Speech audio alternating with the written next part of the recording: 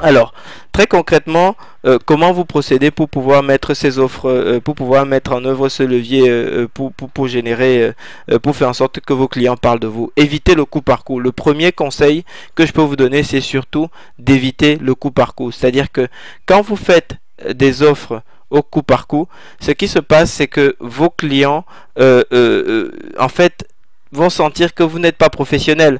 C'est-à-dire qu'un coup vous communiquez pas. Et finalement, ça fait en sorte que ça joue presque contre le fait d'avoir envie de vous recommander parce qu'il n'y a pas de consistance dans les actes que vous faites.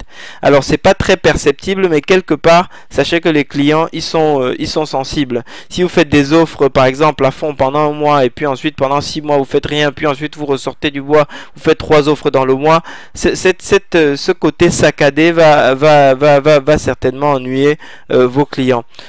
C'est générateur de stress pour vous parce qu'au coup par coup, ça veut dire que vous êtes tout le temps en train de vous dire alors ça y est, il faut que je fasse des offres, qu'est-ce que je vais faire, etc.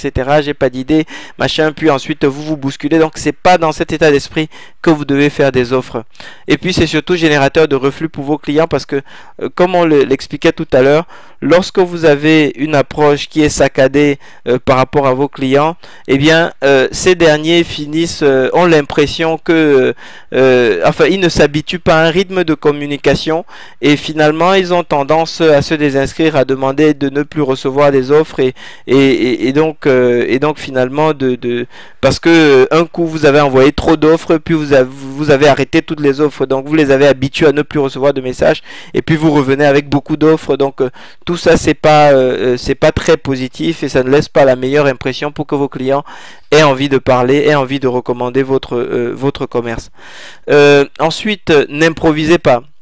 Deuxième conseil, donc n'improvisez pas parce que ça coûte cher et puisque vous payez le prix fort à chaque fois, parce que quand vous vous y prenez au dernier moment, bah, vous payez tout cher. Donc à ce niveau, l'improvisation joue vraiment contre vous.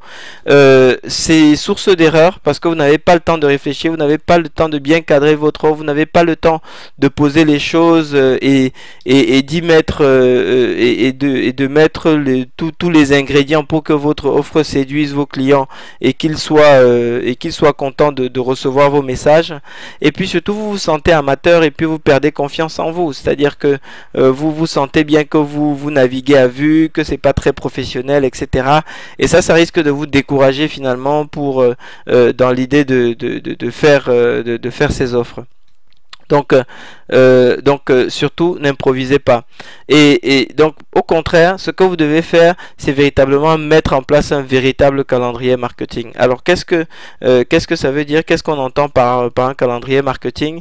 Les 4 éléments fondamentaux d'un calendrier marketing sont relativement simples. C'est des dates, des offres, des supports, les budgets et puis des éléments pour mesurer le succès de ces de la campagne qui sera issue de ces 4 premiers éléments. C'est-à-dire que pour faire votre calendrier marketing, vous devez définir des dates, définir les offres que vous voulez faire à chacune de ces dates. Je vous en ai listé tout à l'heure sur par exemple un mois donné, sur une année donnée, toutes les offres que vous pouviez faire chaque mois et vous pouvez d'ailleurs enchérir la liste qui n'est pas exhaustive et donc définir sur quel support vous allez communiquer, comment vous allez toucher vos clients, sachant qu'aujourd'hui quand vous envoyez les mails, vous avez des taux d'ouverture de l'ordre de entre 20 et 40% en moyenne, alors que quand vous envoyez par exemple des SMS, vous avez des taux de lecture beaucoup plus importants.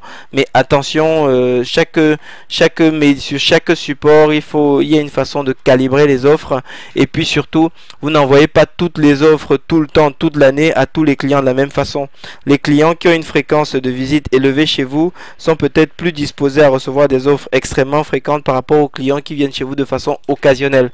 Donc là aussi vous devez calibrer vos offres, les supports en fonction de la typologie de clients, etc. et puis derrière pouvoir mesurer le retour que vous en avez pour vous assurer que vos offres sont des offres qui fonctionnent.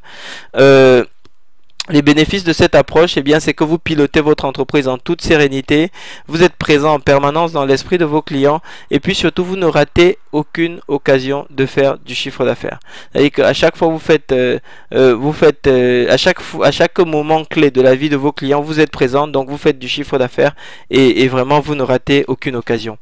Donc, pour la mise en œuvre concrète, un calendrier, tout simple, c'est ce qu'il y a de plus, de plus efficace que vous remplissez au crayon. Et si vous avez la possibilité d'accéder à un calendrier électronique, c'est encore plus facile parce que vous avez beaucoup plus de flexibilité. Vous pouvez reprogrammer des offres, etc., les modifier. Il faut de la volonté et puis enfin, il faut du temps. Donc voilà un petit peu comment est-ce que les choses s'organisent comment est-ce que vous pouvez organiser les choses lorsque vous voulez capitaliser sur le fait de disposer des offres spéciales et attractives pour pouvoir générer de la recommandation. J'espère que vous avez compris la puissance de cet outil pour rester présent dans l'esprit de vos clients. Et dans la prochaine vidéo, nous verrons le cinquième facteur qui est en fait le fait de pouvoir purement et simplement de demander la recommandation. Comment on s'organise pour demander des recommandations de façon efficace et donc de cette façon continuer à développer le bouche à oreille autour de son commerce.